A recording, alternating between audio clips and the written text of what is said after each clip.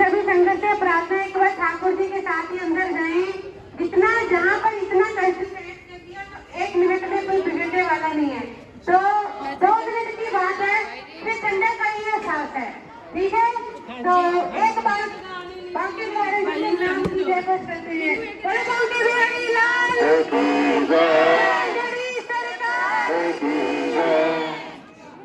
बाजे बाजे बधाइया।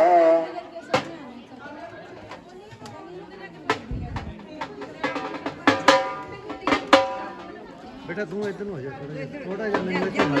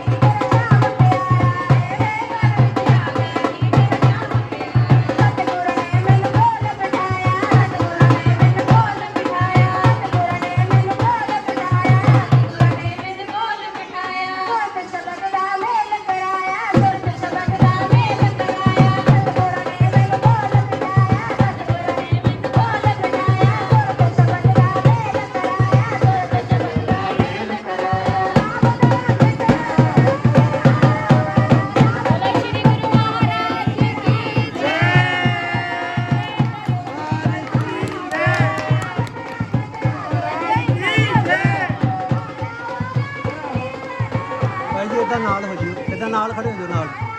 बेटा 1 मिनट हाथ पीछे करिए जरा भाई जी इधर।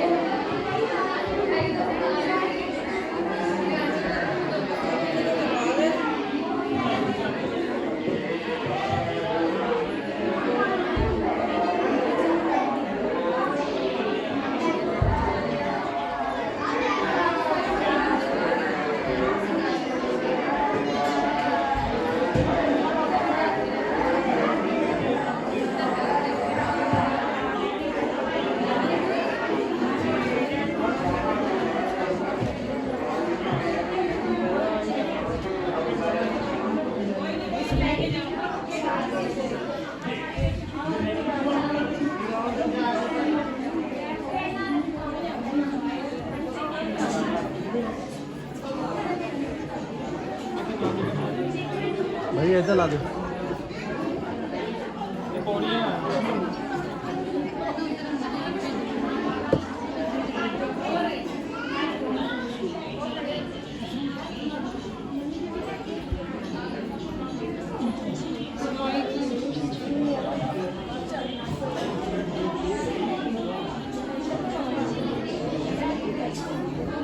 ਇਹਨੂੰ ਪਿੱਛੇ ਰੱਖ ਦੇ ਉੱਧਰ ਬੈਠ ਦੇ।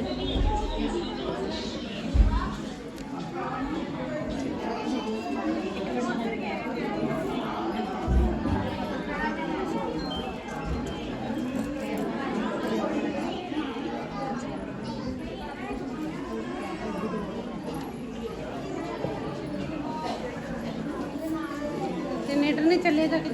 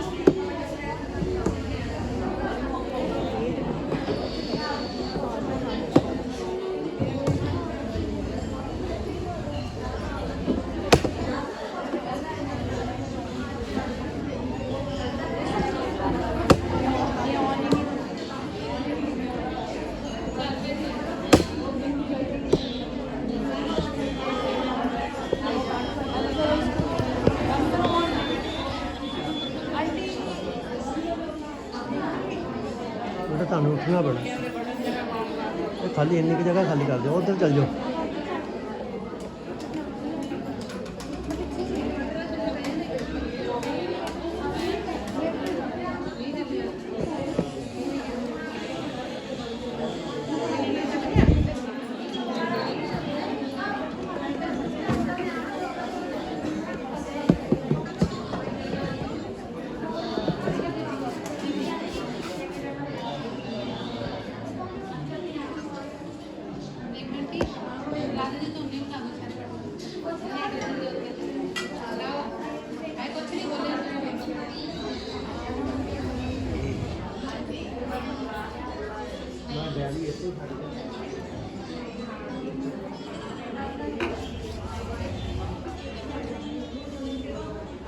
चलते नहीं है हवा भरती है चलता बंद हो जाता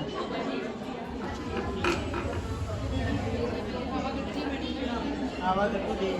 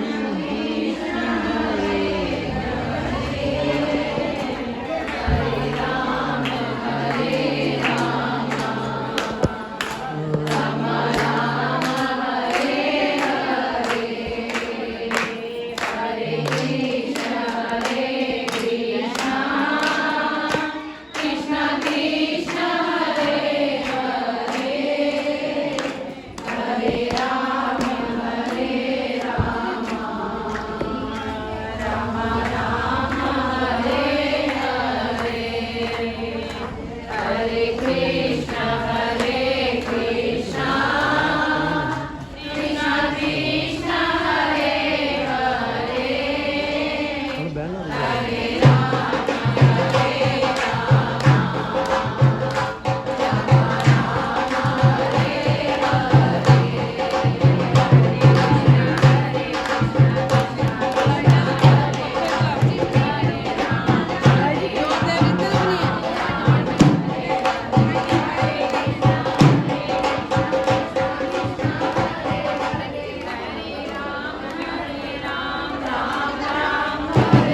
छोटी जोत इधर रख लो भाई जी, छोटी जोत इधर रख लो।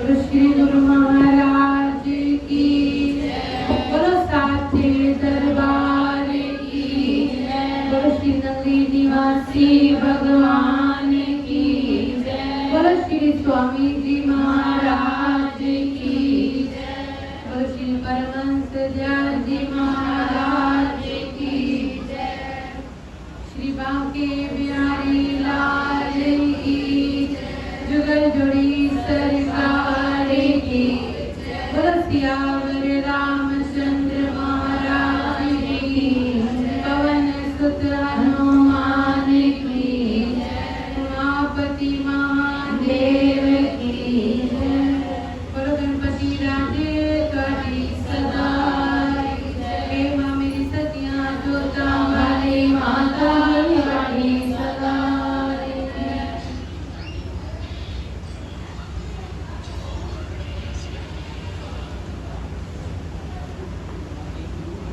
तो आज से हम सब मिलकर गुरु महाराज जी के चरणों में बैठकर श्रीमद् भागवत कथा को प्रारंभ करने जा रहे हैं।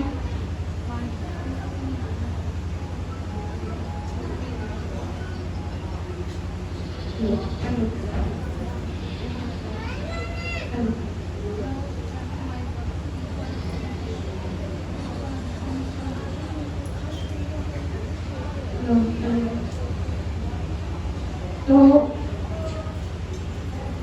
श्री महाराज जी के चरणों में बैठकर इस भागवत कथा का आनंद लेने जा रहे हैं।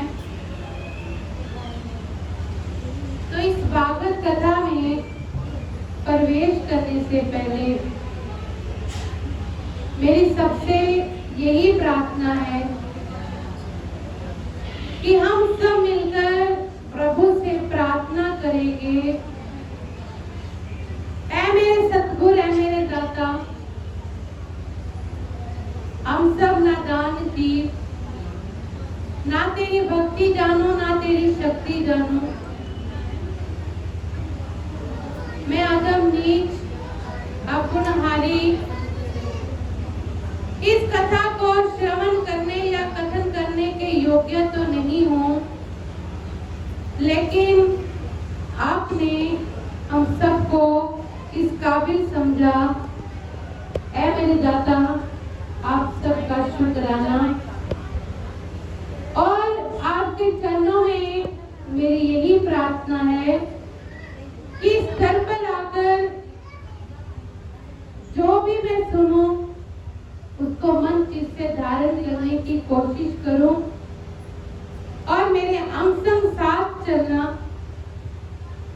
और आने वाली इस कथा के बीच में हर मुश्किलों का सामना करने की शक्ति देना। कहते हैं कि गुरुदेव का एक इशारा हमारे लाखों पापों को धो देता है। तो परमात्मा से यही प्रार्थना तहे दिल से याद करके जाना कि ये कथा में प्रवेश करते वक्त हमारे मन की चित्त वृत्तियां प्रभु से जुड़ जाएं।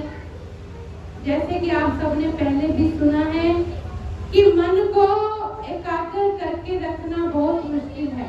तन से तो बैठना आसान है, लेकिन मन से बैठना बहुत ही मुश्किल है।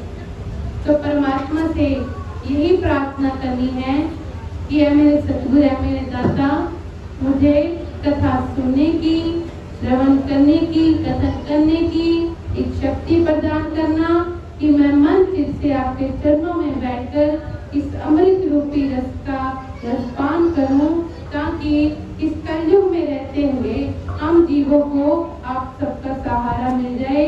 इसी बात के साथ पहले हम सब प्रेम से जय जय घोष करेंगे। बोलो श्री गुरु महाराज की, बोलो साचे दरबार की, बोलो श्री नंदी निवासी भगवान, बोलो श्री स्वामी जी महाराज की, श्री बांके बिहारी लाल की, जुगल जोड़ी सरकार की। बोलो अपने अपने गुरु महाराज की।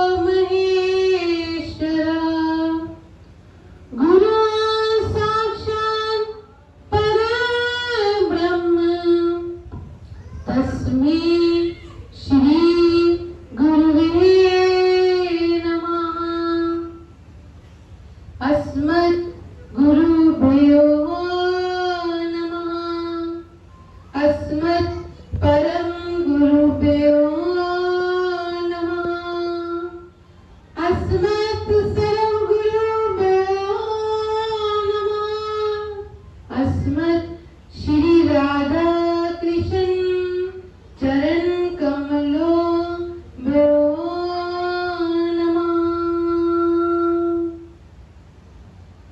ओम स्वस्ति श्री गणेशाय नमः।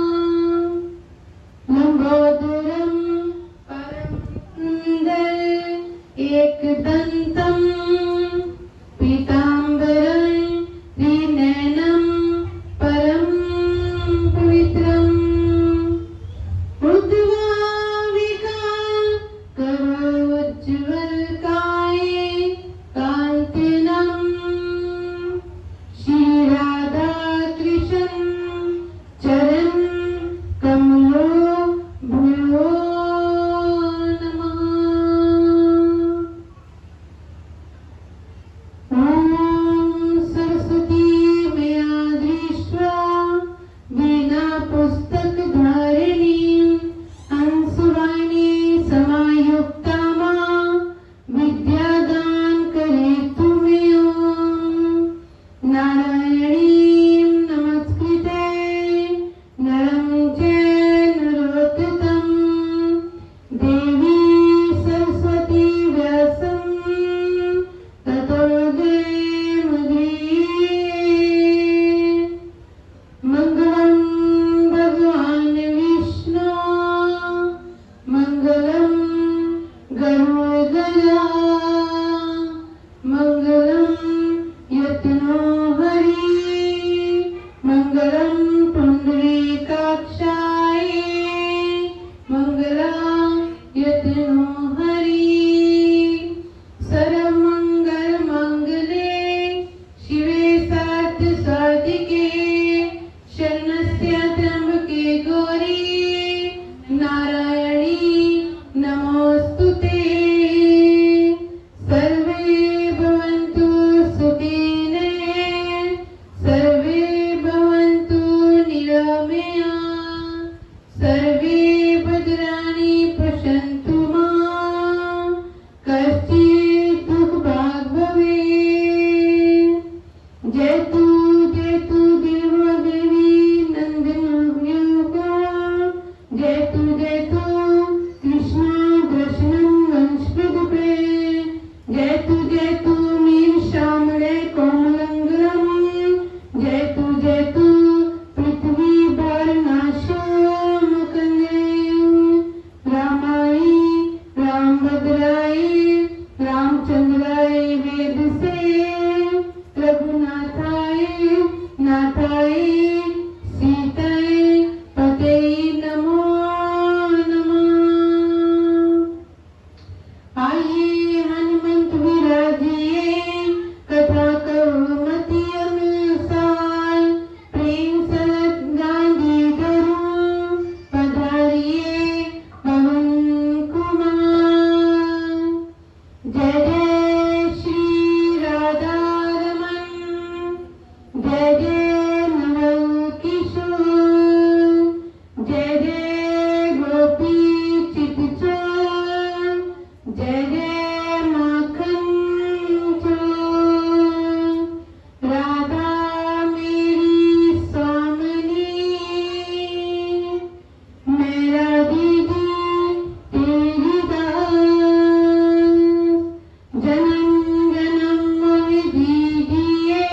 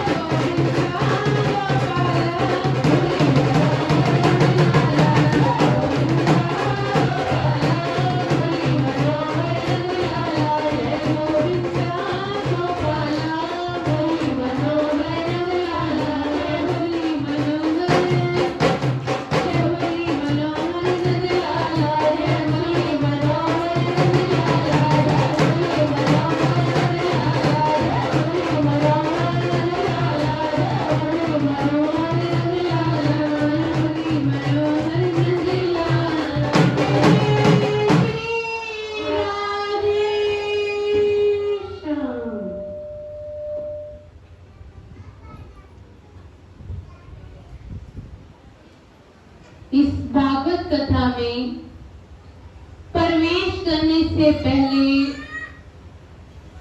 मैं सर्वप्रथम मेरे इष्ट देव,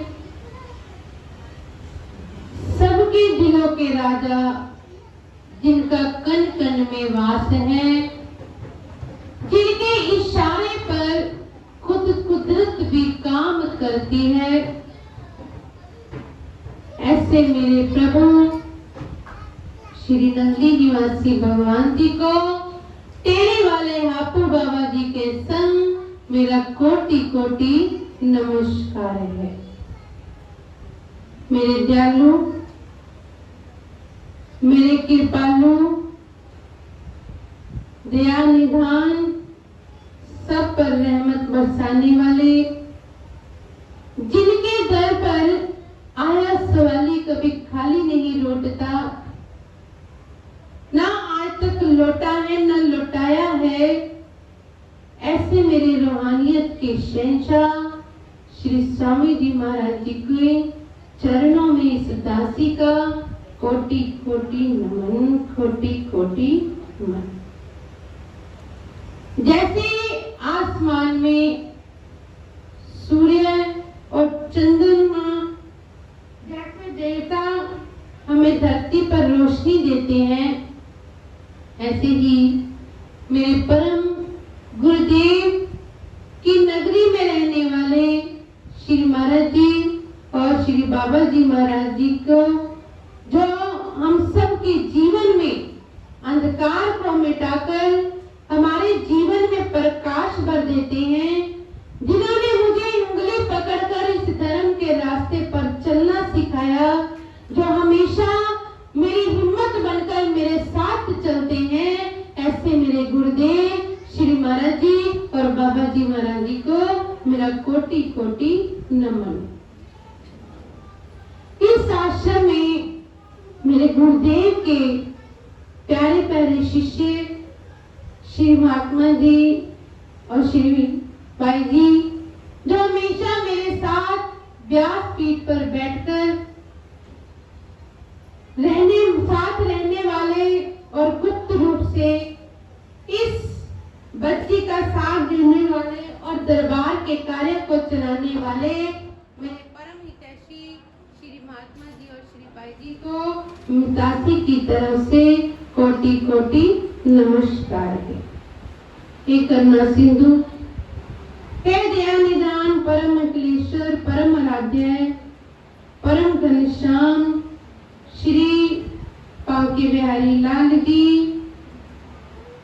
श्री नंद जी के लाल, राधा रानी जी के प्रिय प्रियतम को मेरा कोटि कोटि नमस्कार है। परम लाडली विश्वांगी वाली श्री किशोरी जी, बरसाने वाली, ऊंची अटारी वाली मेरी राधा रानी सरकार को मेरा कोटि कोटि नमन। और इस भागवत कथा में आए हुए मेरे नंद जी और शोदा जी के समान, मेरे माता पिता के समान उनको मेरा नमस्कार है।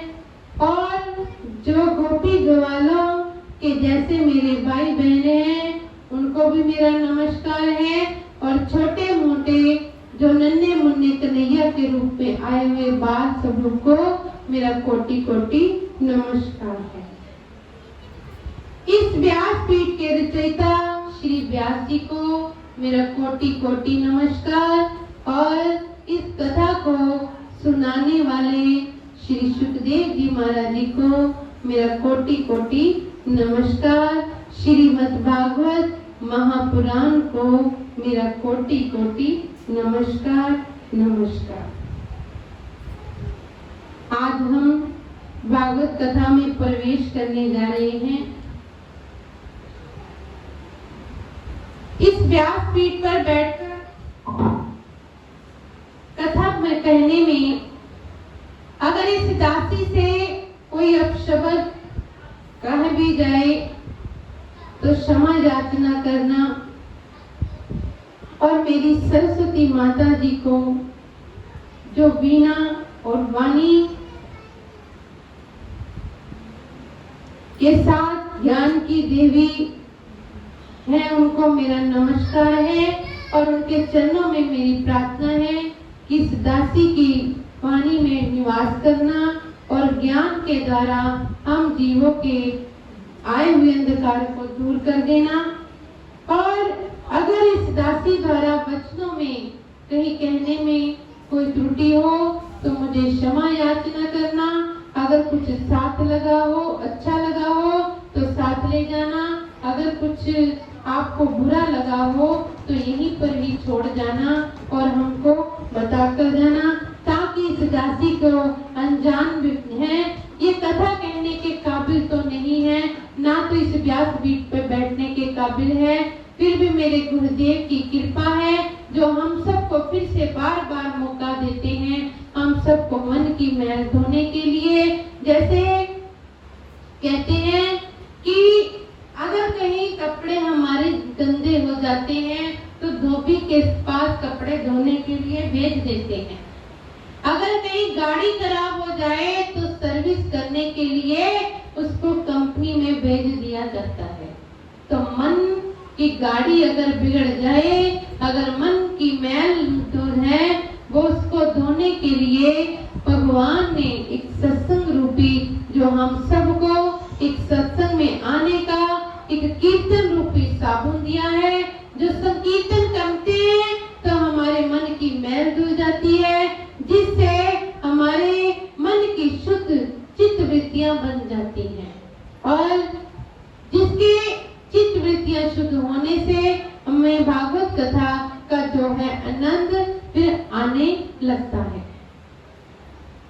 इसी तरह हमने भी अपनी मन की जो गाड़ी, जो जीवन की गाड़ी है, उसको चलाते हुए कई बार रास्ते में ऐसे खराब रास्ते मिलते हैं जिसके निकलना हमारे लिए एक ठोकर का काम भी बन जाता है। तो उस ठोकर से बचने का उपाय कहाँ से मिलता है? तो इस गाड़ी की सर्विस मन की इस सत्संग में ही होती है। तो आज हम सबको अपने मन की मैल धोने का मौका मिला और इस मन की गाड़ी की सर्विस करवाने का एक मौका मिला है, ताकि ये हमारे मन की जो गाड़ी हमेशा के लिए एक स्मूथली चलती रहे। तो इसलिए इस कथा में प्रवेश करने से पहले मैं आपसे यही प्रार्थना करूंगी कि यहाँ पर जितनी समय भी आप आओ, मन चित्त के साथ आना और समय पर पहुंचना। कहते हैं कि श्रीमद् भागवत महापुराण एक वो पुराण है जो सब ग्रंथों में एक महान रूप से महापुराण कहा गया है। महान किसे कहते हैं? जिसका एक के अंदर एक महानता छिपी है। और उस महानता वो क्या है? क्योंकि ये श्रीमद् भागवत महापुराण इसलिए कहा गया है क्योंकि इसमें खुद भगवान श्री कृष्ण जी ईश्वरी जी के साथ यहाँ पर प्रवेश कर चुके हैं। कहते हैं कि जब भगवान श्री कृष्ण जी इस धरती से गमन करने लगे, वो ज्योति रूप में अपने धाम को जाने लगे। एकदम से उनके देह से ज्योत निकली, वह कुंड की तरफ जाने लगी। तभी कलयुग निवासियों के उद्धार के कारण प्रभु की वो ज्योति एकदम से जाते हुए वापस आ गई। और वापस आते हुए जब व्यास जी श्रीमद् भागवत कथा लिख रहे थे तो उसके अंदर समा गई। ये भगवान श्री कृष्ण जी का एक रूप है। श्रीमद् भागवत महापुराण कोई कथा या पोथी का रूप नहीं है। इसमें भगवान श्री कृष्ण जी की लीलाओं का वर्णन इसलिए किया है क्योंकि कहते हैं कि कलयुग में एक भगवान की लीला को सुनने से ही हमारे पाप धुल सकते हैं। क्योंकि किसी के पास समय की स्थिति को देखते हुए किसी के पास इतना वक्त नहीं होता कि वो प्रभु का सिमरन कर सके, उनका नाम जाप कर सके या तप कर सके। क्योंकि तपाना तो हम सब भूल ही गए हैं। शारीरिक हमने इतना अपने आप को ऐसा बना लिया कि हमने शरीर को तपाना ही छोड़ दिया और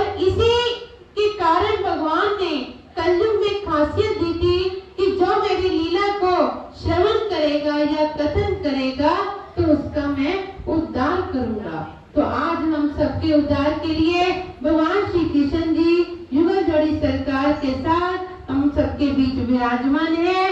तो उनको नमस्कार करते हुए हम सब भागवत कथा में प्रवेश करेंगे। बोलो श्री बांके बिहारी लाल की जय, बोलो वृंदावन बिहारी लाल की, नंद के लाल की जय। श्रीमद् भागवत कथा 4 श्लोकों पर आधारित है, जो विष्णु भगवान जी ने ब्रह्मा जी को सुनाए, ब्रह्मा जी ने नारद जी को सुनाए और नारद जी ने व्यास जी को सुनाए और व्यास जी महाराज जी ने इन्हीं 4 श्लोकों को व्याख्यात करके इस भगवत कथा को लिखित किया है। और जब भगवान श्री व्यास जी इस कथा को लिखित कर रहे थे, तभी उनके मन में कई विचार आने लगे। तो इन विचारों को सोचने लगे कि मेरे विचार मन में बड़े उथल पुथल से कर रहे हैं, जो मैं भगवान की लीला को पूरी तरह से स्मरण नहीं कर पा रहा। तभी मन में विचार अभी कर ही रहे थे, उसी वक्त नारद जी वहां पर पहुंच गए। तो नारद जी ने पूछा श्री व्यास जी महाराज जी से कि आप इतने निराश क्यों बैठे हो। वो कहने लगे कि पता नहीं क्यों सब ग्रंथों को लिखा, इतने वेद कुरान लिखे, लेकिन पता नहीं मन में अभी भी विचार उथल पुथल चल रहे हैं।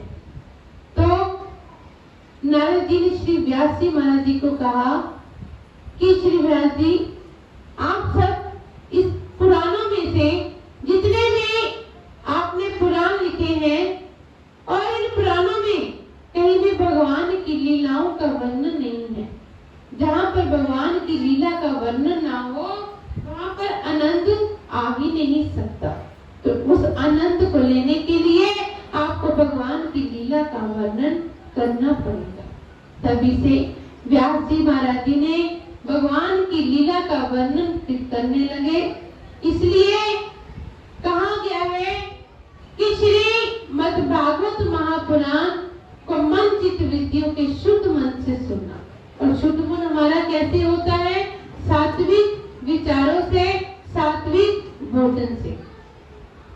आप सबने आज सुबह भी सुना कि श्रीमद् भागवत महापुराण में लहसुन का परहेज, प्याज का परहेज, दाल जैसे मसूर की दाल बोली, माँ की दाल बोली और बैंगन बोले, इन चीजों के लिए सब विराम क्यों दिया जाता है? क्योंकि ये तामसी भोजन कहे गए हैं। कहते हैं कि सात्विक भोजन से ही इंसान के अंदर सात्विक विचार पैदा होते हैं, और जब तक सात्विक विचार पैदा ना हो तब तक हमारे अंदर इस कथा के हम सुनकर भी ऊपर से निकाल देते हैं। इसलिए हमारे मन की चित्त वृत्तियों में भगवान की लीला का बैठना नहीं रहता। तो इसलिए इन चीजों का परहेज इसलिए बोला है, इसलिए कहा है कि सात्विक भोजन ही, सात्विक आहार ही हमारे सात्विक विचारों को बनाता है। तो इस सात्विक विचारों का आप सबने सेवन करने से पहले सात्विक आहार किया करो। आजकल के समय में सात्विक नहीं तामसी आहार का ज्यादा ही बोलबाला हो चुका है। कहते हैं कि कोई भी सत्संग भी कराओ तो पहले तामसी भोजन, कहीं पर मंचूरियन लगा तो पहले पूछते कौन सा स्टाल लगा है, अच्छा स्टाल लगा है, टिक्की गोलगप्पे लगे हैं, इसलिए तो हम सत्संग में पहुंच जाएंगे, नहीं तो घर बैठे रहेंगे। आप देखते हैं ना, कई बार गणेश उत्सव वगैरह की जब हम जाते हैं तो क्या देखते हैं, जहाँ पर टिक्की गोलगप्पे का स्टाल हो तो वहाँ पर भीड़ सबसे ज्यादा होती है, और जहाँ पर सुनने वाले का टाइम होता है वहाँ पर कोई कोई बैठा होता है। तो देखो, ये तामसी भोजन हमारे मन को कुछ समय के लिए जीवा को स्वाद तो दे जाते हैं, लेकिन जो हमारे मन की चित्त वृत्तियां हैं वो खराब कर जाते हैं। कभी भी आप देखना, अभी कहते हो ना कि छोटे बच्चे को क्रोध क्यों आता है, जिसको अभी सूझबूझ भी नहीं है। क्रोध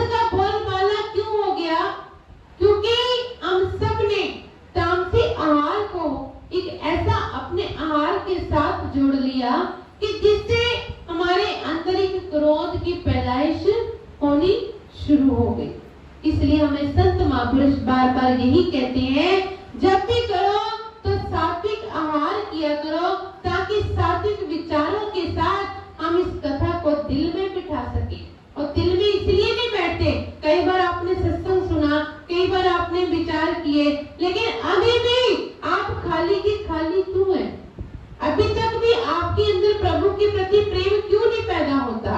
यही वजह है, क्योंकि मन अभी शुद्ध नहीं है। कहते हैं ना कि शीशे के आगे धूल जमी हो तो इंसान को अपना चेहरा भी धुंधला ही नजर आता है। इसलिए मन के शीशे के अंदर जब तक अच्छे विचार ना हो, सात्विक विचार ना हो, तब तक हमें ये कथा भी एक ऐसे ही लगेगा जैसे कि हम कोई सत्संग 2 घड़ी के लिए सुना और घर जाते जाते उसका असर खत्म हो गया। असर उसी का तभी होगा जब हम अपनी मन की चित्त वृत्तियों को शुद्ध वाणी के साथ रखेंगे, शुद्ध जीवा के साथ रखेंगे। इसलिए हम सब ने प्रभु से प्रार्थना करनी है कि ऐ मेरे सतगुरु, ऐ मेरे दाता, जो आपने हमको कान दिए हैं, इन कानों के द्वारा मैं आपकी ही कथाओं को सुना करूं, भजन को सुना करूं। और जो आपने मेरे को आंखें दी हैं, इन आंखों से मैं हर पल तेरा दीदार करती रहूं, हाथों द्वारा तुम्हारी सेवा करती रहूं, पांव द्वारा तुम्हारे दर तक चलकर आती रहूं, और मेरा जो आहार हो वो तुम्हारा भोग हो। जो भी तुम खाओ वही मैं खाऊं, जब आपको प्यास लगे तभी मेरे को प्यास लगे, ऐसी मेरी मन की चित्त वृत्ति आपसे जुड़ जाए। ऐसी प्रार्थना के साथ हम प्रभु के चरणों में प्रार्थना करते हुए एक बार प्रभु के गुणगान करते हुए सब ने क्या कहना है? जय राधे राधे राधे गोविंद राधे, जय राधे राधे राधे, जय राधे राधे राधे गोविंद राधे, जय राधे राधे राधे गोविंद राधे, गोविंद राधे गोपाल राधे।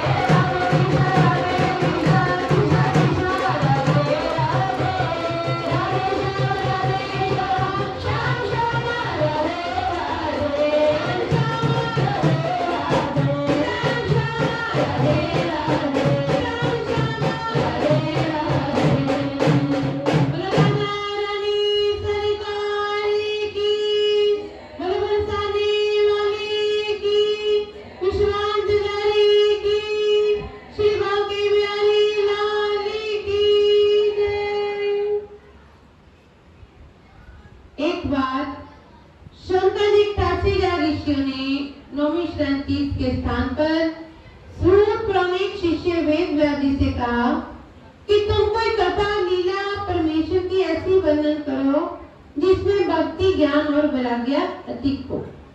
इस घोर कलयुग में हर एक प्राणी राक्षसों के समान हो गया है। हर कोई सुख में न रहकर दुखी रहता है। इसलिए कोई ऐसा चरित्र उत्पन्न करे जिसमें कलयुग वासियों को हरि चरणों में भक्ति का सुख मिले। इतनी बात सुनकर सूत जी बोले, तुम लोगों ने कालसर्प के मुख में पड़े हुए कलयुग वासियों के उद्धार के लिए तुमने बहुत अच्छी बात पूछी है। तो मैं आपको श्रीमद् भागवत कथा को सुनाता हूँ जो श्री सुखदेव जी ने राजा परीक्षित को कही। जब श्रृंगी ऋषि के शाप के कारण राजा को 7 दिन सुखदेव जी ने गंगा के किनारे श्रवण करवाने के लिए श्रीमद् भागवत कथा को प्रारंभ करने लगे, तो उसी समय देवताओं ने अमृत भरा कलश श्री सुखदेव जी को देते हुए कहा कि आप ये अमृत रूपी कलश को आप रख लो, इसके बाद बदले में हमें अमृत रूपी रसपान कथा का करवा दो। तो देवताओं की बात सुनकर श्री सुखदेव जी ने कहा कि हमें ये अमृत रूपी कलश नहीं ले सकते, क्योंकि ये अमृत तो सिर्फ अमर करके देवों को ही जीवन देने वाला है। क्योंकि जिसने भी ये अमृत पिया है वो अपना इंद्र देवता या स्वर्ग का राज कुछ समय तक ही अपना बिताता है। उसके बाद समय की अवधि खत्म होने पर उसको धरती पर फिर से फेंक दिया जाता है। इसलिए मैं ये अमृत रूपी ये कलश को नहीं ले सकता, क्योंकि हम जीवों का उद्धार अमर करने वाला, जन्म मरण के बंधन से सदा अमर करने वाली ये श्रीमद् भागवत कथा ही, महापुराण का रसपान ही हम सब करेंगे।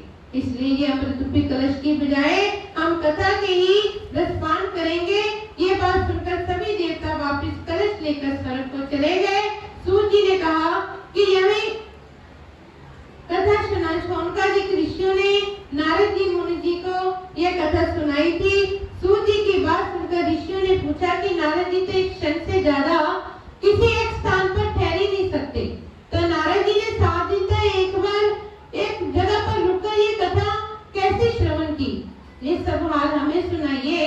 तो ऋषियों की बात सुनकर श्री सूत जी बोले, एक समय सनक सनंदन सनातन और संत कुमार चारों भाई चारों दिशाओं में घूमते हुए भ्रमण करते हुए द्वारका आश्रम पर आए और नारद मुनि जी को दास बैठे हुए देखा। तो नारद जी को दास बैठे देखकर चारों भाइयों ने इन्हें दासी का कारण पूछा।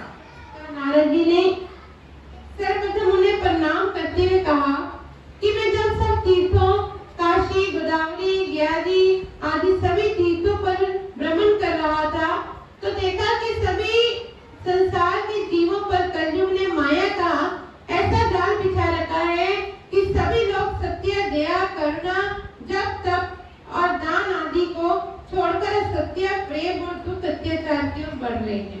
सभी धर्म कर्म छोड़कर झूठ पालने में लगे हैं। सभी को दरिद्रता बढ़ रही है। जब ऐसे ही भ्रमण करते हुए जब मथुरा में यमुना किनारे पहुंचा, तो वहाँ एक अद्भुत दृश्य देखा। एक जवान युवती यमुना किनारे रो रही है और उसके पास 2 वृद्ध व्यक्ति उसके पास अचेत अवस्था में पड़े हुए हैं। वह मुझे देखते ही बड़ी व्याकुल होकर बोली कि आप यहाँ थोड़ी देर रुक जाओ, मेरा दुख सुन लीजिए। मैं बड़ी ही भाग्यशाली हूँ जो इस मुतीन को आपके दर्शन हुए। इसकी बात सुनकर नारद जी ने पूछा कि तुम कौन हो और ये दोनों पुरुष कौन हैं? तो वह बोली, है महाराज, मैं भक्ति हूँ। ये दोनों व्यक्ति जो अचेत अवस्था में पड़े हैं, ये मेरे दोनों पुत्र ज्ञान और वैराग्य है। ये जो स्त्रियां हैं, ये गंगा, यमुना, सरस्वती आदि नदियां हैं जो मेरी सेवा के लिए खड़ी हैं। मैंने द्राविड़ देश में जन्म लिया था, कर्नाटक देश में सियानी हुई और कुछ दिन तक दक्षिण देश में रही, लेकिन गुजरात में आते ही मैं बूढ़ी हो गई। अब मैं वृंदावन में आई हूँ तो मेरे में तरुणता आ गई है, लेकिन मेरे दोनों पुत्र अभी तक अचेत अवस्था में हैं। बहुत ही देर तक जगाने के बाद भी अभी तक ये जागृत नहीं हुए। लज्जा के बात है कि मैं तो जवान हो गई और मेरे पुत्र अभी भी बूढ़े हैं। ये ऐसा किस कारण हुआ? कृपा करके आप मुझे बताइए। तो नारद जी की बात सुनकर कहा, हे भक्ति, ये सब कलयुग के कारण हो रहा है। वृंदावन वासी भगवान का विशेष स्थान होने के कारण तुम्हारे में ये सर्वता आ गई है, लेकिन कलयुग में ज्ञान और वैराग्य में कोई मानता नहीं है, इसलिए ये बूढ़ी अवस्था में है। भक्ति ने कहा कि अगर कलयुग में इतना दुष्ट है तो राजा परीक्षित ने इसको छोड़ा ही क्यों? भक्ति की बात सुनकर नारद जी ने कहा कि कलयुग में एक विशेषता भी यही है, अन्य युगों में अनेक जप तप दान हजारों वर्ष तक करने का बाद ही फल प्राप्त होता है, लेकिन कलयुग में एक ऐसा वक्त है जो ऐसी स्थिति में भगवान का नाम जप करने से भी प्राप्त हो जाता है। ऐसी स्थिति में आवश्यक है कि मोह माया से छूटने के लिए भगवान का नाम का जप करना चाहिए। भक्ति ने नारद जी की बात सुनकर बोली, हे मुनि, आप धन्य हैं, आप कृपा करके इस कष्ट को दूर करो और मेरे पुत्रों को चेतन अवस्था में लाओ। तो देवर्षि नारद जी ने भक्ति से कहा कि तू अपनी सब चिंताओं को त्याग कर श्री हरि चरणों का ध्यान कर, उन्हीं की कृपा से सब संकट दूर हो जाएंगे। हे भक्ति, तो भगवान के प्राणों से भी प्यारी है।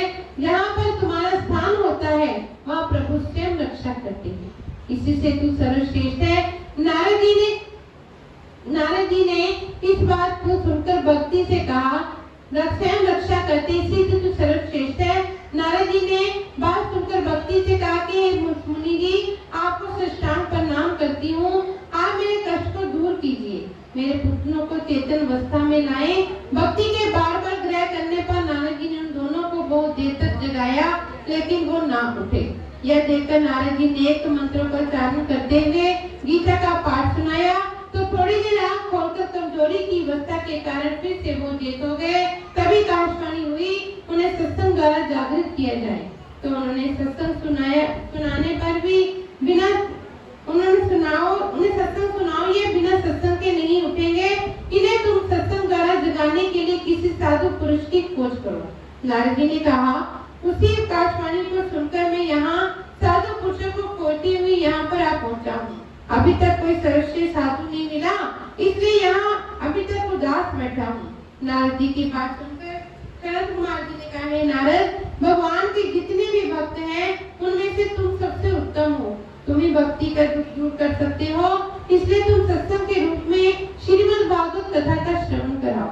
वर्तमान काल में गुरु की कमी है, और परंतु उसमें प्राप्त करने के लिए श्रीमद् भागवत कथा ही उत्तम है। इसी से ही भक्ति, ज्ञान और वैराग्य का दुख दूर हो जाएगा।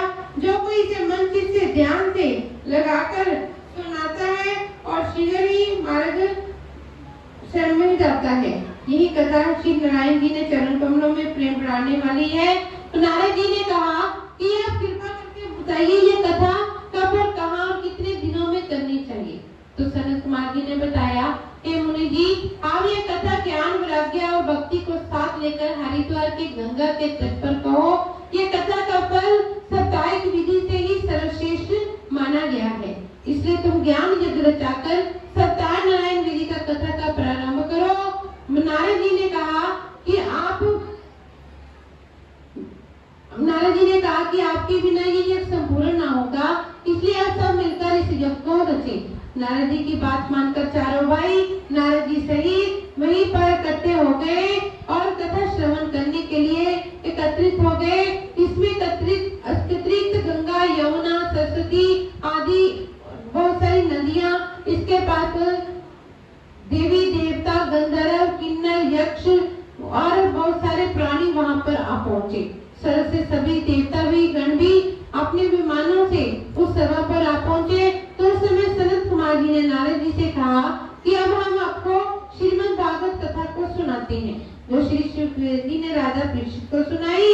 और भगवान भागवत में 18,000 श्लोक हैं। जो कोई प्राणी इस कथा को नित्य रूप से एक या आधा श्लोक भी पढ़ता है या सुनता है, उसके करोड़ों जन्मों के पाप नष्ट हो जाएंगे। निश्चय दे पाकर अगर कभी भी भागवत कथा को नहीं सुनी तो इसको धिक्कार है। जो मनुष्य विषय विकारों में फंसा रहता है, उसके उद्धार के लिए श्री नारायण भगवान जी ने वेद व्यास का अवतार लेकर इस कथा की रचना की है। इस सप्ताह नारायण विधि से ही कथा के अतिरिक्त मनुष्य को कोई भी वस्तु माया जाल से नहीं छुड़ा सकती। जब वैष्णव भगत और ऋषि मुनि कथा सुनकर ध्यान मगन हो गए। तो उस समय भगवान नारायण जी ने श्री छत्र धारण कर सबको दर्शनों उनसे कीर्तार्थ किया और श्री हरि के साकार रूप श्री दर्शनों को देखकर सभी लोग अपने आप को धन्य मानने लगे और सभी ने भगवान नारायण जी की स्तुति की। कथा के श्रवण से ही उधर ज्ञान और वैराग्य दोनों चेतन अवस्था में आ गए। नारद जी ने सनत कुमार से कहा कि हे भगवान, आप इनका महात्म भी कहने की कृपा करें।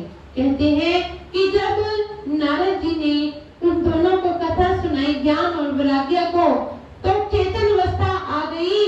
तो सोचो, अगर हम श्रीमद् भागवत कथा जब तक हम भी अपने मन को यहाँ पर बिठाकर नहीं सुनोगे, तो तब तक हमारा भी कल्याण संभव नहीं है। तो इसलिए मेरी प्रार्थना है कि जब भी आओ तो ये इधर उधर की बातों को छोड़कर ही यहाँ पर आया करो, क्योंकि कथा एक रसपान है। जो एक बार इसका रस पी लेता है ना, उसको बार बार फिर रस पीने का जी करता है। जैसे कि आप सब में बहुत सारे ऐसे लोग हैं जो हर बार की तरह श्रीमद् भागवत कथा में बढ़ चढ़कर हिस्सा लेते हैं। क्यों लेते हैं? क्योंकि ये भगवान श्री कृष्ण जी की हम सब पर बड़ी ही कृपा है। उन्होंने हमारे भागवत रूपी के साथ ऐसा रसमार हमें करा दिया कि हमारा ये नशा छूटे से छूटता ही नहीं है। लेकिन ये तभी संभव है जब हम संसार की इन वृत्तियों को घर पर ही छोड़कर आएंगे, और इसको छोड़ने पर ही तभी हम भागवत कथा का आनंद ले पाएंगे और समय पर पहुंचे। जैसे कि कथा का वक्त 3 से 6 होता है, और कईयों को कहना क्या होता है कि भाई जी ने अभी देर से ही तो भोग डालना है, कोई बात नहीं, 1 घंटा रुक कर चलते हैं। ये तो होती है हमारी संसारिक वृत्तियां, क्योंकि जब हम प्रभु की वृत्तियों के साथ जुड़ जाते हैं तो ऐसा अनुभव होता है, कहीं कथा का कोई शब्द मेरे से रह न जाए, कोई छूट न जाए, कहीं मैं वो बूंद पीने में रह न जाऊं, कहीं मेरी सखी सहेली ना कोई पी जाए, मेरे प्रोफेसर ना पी जाए और मैं रह जाऊं। ऐसा भाव जब दिल में लाओगे ना, तभी आपको ये रसपान का आनंद मिलेगा। तो इसलिए ऐसा भाव लिया करो। सोचते हो ना, कहीं बाहर पे सेल लगी होती है, तो सेल लगी होती है तो बढ़ चढ़ के हिस्सा लेते हो, अच्छे से अच्छा सूट हमें मिल जाए, कहीं बाकी का दुपट्टा बुनाना जैसे भी है फीका सा, कहीं हमारे लिए ना छूट जाए। तो यही बात भागवत कथा में भी होती है। ये भी भगवान जी ने हमें एक ऑफर दिया है। इस ऑफर में हम सब ने भगवान की इस कृपा को लूटना है। जितना लूट सकते हो तो लूट लेना, क्योंकि ये समय बहुत ही बलवान है। कहते हैं ना कि आपने सुना भी है, कलयुग काल का समय एक ऐसा समय है कि जहाँ पर रहते हुए हमारे जो मन की वृत्तियां हैं दिन पर दिन खराब ही होंगी, छूटेंगी नहीं, सही नहीं होती। तभी होती है जब भगवान की दी हुई हमें ठोकर लगती है। इसलिए कहते हैं कि भगवान की ठोकर हमें ना लगे, उसके प्यार की जब ठोकर लग जाए, ऐसी ठोकर लग जाए कि हम खुद उसके लिए हम तरसते, ऐसी भावना मन के अंदर बिठा लेना। अब कईयों को अभी घर जाने की बहुत जल्दी होगी, कईयों का टाइम अभी भी घड़ी पर है, समय बहुत जा रहा है, लेकिन मैं ये कहूंगी कि ये 7 दिन की कथा आप ऐसे सुनना कि जैसे आप सोचना मैं 7 दिन यहाँ पर नहीं हूँ। जैसे कि एक समय की बात, एक भक्तानी श्री गुरु महाराज जी के दरबार में जाया करती थी। बड़ा ही प्रेम था उसका, लगन थी, सिमरन बहुत करती थी। तभी वह सेवा काफी करती थी। करते करते उसकी शादी किसी और जहाँ होगी जहाँ वो भक्त नहीं थे। वो अपने खुद भक्त नहीं थे। उनके घर में ना तो कभी कोई पाठ पूजा होती थी। वो एकदम से हैरान होती थी कि ये क्या, यहाँ पे सुबह उठते खाना पीना शुरू हो जाते हैं, कोई पाठ पूजा करता ही नहीं है। लेकिन उसके मन के भाव ऐसे प्रभु के लिए तरसते थे कि मैं प्रभु के लिए बैठूं, प्रभु का भजन करूं, सिमरन करूं। लेकिन परिवार वालों की तरफ देखते हुए, जैसे कि आजकल आपके भी कई परिवार वाले ऐसे होंगे, डंडा दे देते हैं, वहीं पर जाकर बैठ जा, सब घर बार छोड़ जा। ऐसे ही उसको भी कहने वाले थे, तो उसको भी पति उसको हमेशा डांटता था, क्या भगवान भगवान करती रहती है। अरे परिवार ही सब भगवान होते हैं। अरे माना कि परिवार सब भगवान होते हैं, लेकिन परिवार भी भगवान ने हमें एक फर्ज के नाते दिए हैं, उसमें फंसने के लिए नहीं। लेकिन हम लोग इतने फंस जाते हैं कि यही सोचते रहते हैं कि मेरा बेटा कहीं भूखा न रह जाए, मेरा पति नहीं रह न जाए, चाहे वो बाहर से ऑर्डर करके खा ले, वो जोमेटो से मंगा के खा ले, लेकिन आपकी वृत्तियां वहीं पर पहुंच जाती है। ये तो आपकी मोह है, आपकी माया उसके साथ जुड़ी है। तो हम उस भक्तानी की बात कर रहे थे, तो उस भक्तानी के मन में आया कि ये कैसा परिवार है, तो उसके घर वालों ने जैसे भी जोर दिया, करते करते उसका भी भजन बंदगी छूट गई। और धीरे धीरे क्या हुआ, उसका परिवार की तरफ ध्यान बढ़ने लगा और परिवार की ही तरह रहने लगी। अब कुछ समय बाद जब उसका मायके जाना हुआ, तो मायके जाना हुआ तो उसके माँ बाप जब दरबार में जाने लगे तो उसकी इच्छा हुई मैं भी दरबार में साथ में चलूं। बड़ा टाइम हो गया, श्री महाराज जी के दर्शन नहीं हुए, तो श्री महाराज जी के दर्शन करने के लिए वहां पर पहुंची। तो महाराज जी ने उससे पूछ लिया, अरे बेटी कैसे, फिर तुम्हारी नाम दीक्षा कैसे चल रही है, कैसे सिमरन चल रहा है? कहने लगे महाराज जी कैसी नाम दीक्षा, अरे परिवार ही ऐसा मिला है, सुबह उठते ही उसको रोटी चाहिए, सोते भी रोटी चाहिए, अब बच्चों के सारे काम काज भी चाहिए, हर काम चाहिए, लेकिन भगवान का नाम वहां पर ना कोई जपता है ना जपने देता है। तो वो कहने लगे कि ये सब झूठी माया है बेटी, तुम भगवान का नाम ही जपा कर। वो कहने लगे महाराज जी मैं क्या करूं, अब पति है वो मेरे को प्यार भी इतना करता है, बच्चे भी मेरे को इतना प्यार करते हैं, उन पर भी मेरे को तरस आ जाता है, तो मैं उनका कहना मानकर उन्हीं के अनुसार ही चलने पड़ती हूँ, मैं क्या करूँ? तो महाराज जी कहने लगे, अरे बेटी ये कोई तेरा अपना नहीं है, तो एक बार इनको जमा के देख ले। वो कहने लगे महाराज जी मैं कैसे जमाऊं? तो महाराज जी ने कहा कि तू बड़ी अच्छी, तो तुम्हारी सुरती उस सुरत के साथ जुड़ जाती है कि जिससे तू अपने आप को अपान विद्या द्वारा अपने श्वासों को रोक सकती है। तो थोड़ी देर के लिए अपनी चित्त वृत्तियां प्रभु के साथ जोड़ लेना और कुछ न करना। अब वो बेटी जैसे ही अपने ससुराल में गई तो देखा घर वाले पहले मुंह बना के बैठे थे, इतने दिन मायके में लगाए, अब रोटी अब तो अच्छी मिलेगी। अब उसको तो गुरु महाराज जी की बात याद आ गई। अब वो गई और उसने एक मंदिर कमरे में गई, कमरे में जाकर बैठ गई। अब कमरे में जाकर भगवान के नाम का जाप करने लगी और सिमरन करने लगी। सिमरन करने लगी तो घर वाले कहने लगे, ले पता नहीं फिर से मायके गई है क्या, पाठ पूजा फिर से कैसी पट्टी सीख कर आ गई। तो हम तो सोचेंगे कि आज हमें ताजा खाना मिलेगा, लेकिन हम तो फिर रह के गए। अब इतनी बात सुनकर जैसे घर वाले अभी अपने सोई की तरफ खाने पीने में लग गए, इतने में वो उसने स्त्री ने क्या किया कि अपनी सुर्त को लेटे लेटे अपने सिर की चोटी के साथ ऐसा जोड़ लिया कि उसकी ध्यान अवस्था में ऐसी हो गई कि ऐसा लगता था कि वो उसके अंदर सांस चल नहीं रही। तो जैसे घर वालों ने देखा अभी कमरे से बाहर आई, नहीं आई, बच्चे फिर आवाज लगाने लगे, मम्मी मम्मी। अब उसको आवाज लगाए तो माँ बोले ना, अब माँ बोले ना तो उसने पिता को कहा कि पिताजी लगता है मम्मी बोल रही, कुछ हो गया मम्मी को। अब वो आया भागा भागा, घर वाला कहने लगा देखो तो इसको क्या हुआ है। जब देखा कि इसका लगा कि कोई इसके अंदर प्राण नहीं है। अब प्राण उसको लगा कि ये तो लगता है कि मर गई है। अब उसने क्या किया, वो कहने लगे ओहो मैं तो पहली सुबह का भूखा बैठा हूँ, अब बच्चों को के लिए बना रहा था तो मैं तो भूखा ही रह जाऊंगा। अरे ये तो मर गई है तो कोई बात नहीं, वो तो चली गई, क्यों ना पहले मैं पेट पूजा कर लूं। अगर लोगों को अभी से बता दिया तो मेरे को संस्कार तक इसके भूखे ही रहना पड़ेगा। अब उसके मन में ये विचार आ गया तो वो खाने पीने में लग गया। अब खाने पीने में लगा तो शाम पड़ गई।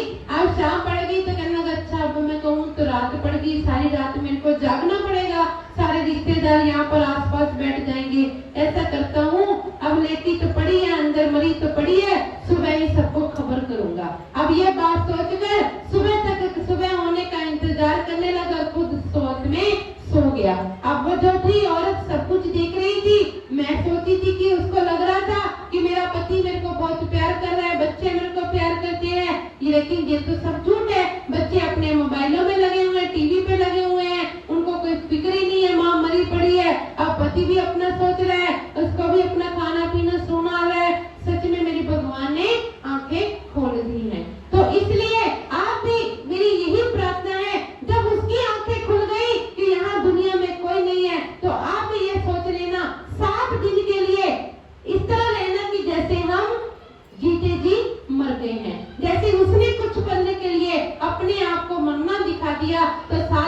कि आप भी ऐसे ही मर जाना कि मेरा कोई भी नहीं है। कहते हैं ना कि जीते जी तो सब कुछ छोड़ना है, एक बार 7 दिन के लिए मरकर तो छूटो, 7 दिन के लिए मर जाओ, उसके बाद फिर जी पेना। अभी कोई बात मेरे से कोई भगत आया तो मैंने कहा कि आप मंडी को यही छोड़ दो। कहते नहीं, घर वाले मानेंगे नहीं। मैंने कहा क्यों, मर के भी तो छोटा। आंटी आप 7 दिन रह लो, कोई बात नहीं, 7 दिन के बाद आपको फिर आंटी आपको जीवित करके वापस भेज देंगे आपके घर में। तो ये बात मन की समझाने की है कि हमने अपने मन को कैसे बिठाना है। इन 7 दिनों में इस तरह साथ रहना है कि हमने हमारा कोई नहीं है, हम जो भी है मेरे भगवान है। इस 7 दिनों के अंदर मैं जितना चाहूँ उनकी कृपा को लूट सकूं तो लूट लेना। इसी के साथ ही आपका कल्याण है। बाकी की कथा हम सब करेंगे। तो मेरी प्रार्थना है कि जो भी जहाँ पर पहुँचना चाहता है, तो जो बाहर का भी है वो भी 3 से 6 बजे तक पहुँच सकता है, तो कथा को श्रवण करें। जो नूर महल में रहने वाले हैं काफी हद तक तो शायद घर में ही भाग गए हैं, उनको भी घर की रोटी याद आ गई होगी। तो मेरी प्रार्थना है सबसे कि 3 से 6 बजे के बीच कथा होगी। तो ये मत सोचना कि 4:30 जाएंगे या 4 जाएंगे। कहते हैं कि कथा सुनाने का भी हमें मजा तभी आता है जब सुनने वाला एक उसके अंदर भी लालसा हो। तो इसलिए कहते हैं ना कि वैरायटी भी कपड़े बेचने वाला उसी को दिखाता है जिसको कपड़ा लेने की इच्छा हो। तो कहते बहन जी ये बहुत अच्छा है, चाहे वो कपड़ा कल ही फट जाए तो भी उसको बड़ी मिठास से कहता है, तो वो भी आनंद से ले लेती है। तो इसी तरह हमें भी ऐसे ही आनंद आता है जब आपके अंदर इच्छा हो, तो वो कैसा भी वो भगवान का नाम हो ना, वो आपको कल्याण ही करेगा। वो कभी कपड़ा तो मैंने तो फटने का एग्जाम्पल दिया है, लेकिन भगवान का नाम कभी भी हमें दुख नहीं देता, सुख का एहसास दिलाता है।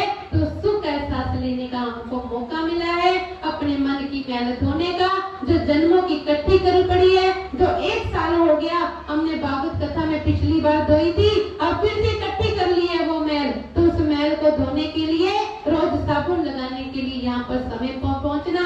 लेट पहुँचोगे तो लेट साबुन घिसेगा तो कम, तो कहीं न कहीं मैल आपके फिर यहीं पर ही छूट जाएगी, जिससे ये भगवान का नाम 7 दिन तक आपके साथ नहीं रहने वाला। तो इसलिए समय पर पहुंचना, इसी में ही आपका भी कल्याण है और आपको भी आनंद है, मेरे को भी आनंद है और प्रभु को भी आनंद ही आनंद है। बोलो बांके बिहारी लाल की, जुगल जोड़ी सरकार की जय, श्री नंदी निवासी भगवान की, श्री स्वामी जी महाराज की। और मेरी प्रार्थना है सभी से कि लंगर घर में सबके लिए लंगर पहले भी तैयार था, तो जिसने भी जितनी भी भूख है वो लंगर जरूर प्रसाद के चक्कर जाए, क्योंकि भागवत कथा का पहले दिन का वो फल उस लंगर में चल चुका है। तो थोड़ा सा रसपान उसका लंगर के प्रति करके जरूर जाना। बोलो श्री गुरु महाराज जी की, बोलो साचे दरबार की, श्री नंदी निवासी भगवान की जय, बोलो श्री स्वामी जी महाराज जी की जय, श्री बांके बिहारी लाल की जय।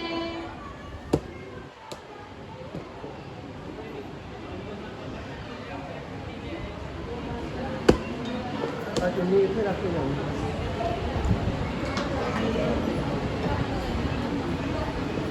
बोलो बांके बिहारी लाल की जय। आरती कुंज बिहारी की, के गिरधर कृष्ण मुरारी की, आरती कुंज बिहारी की, के गिरधर कृष्ण मुरारी की।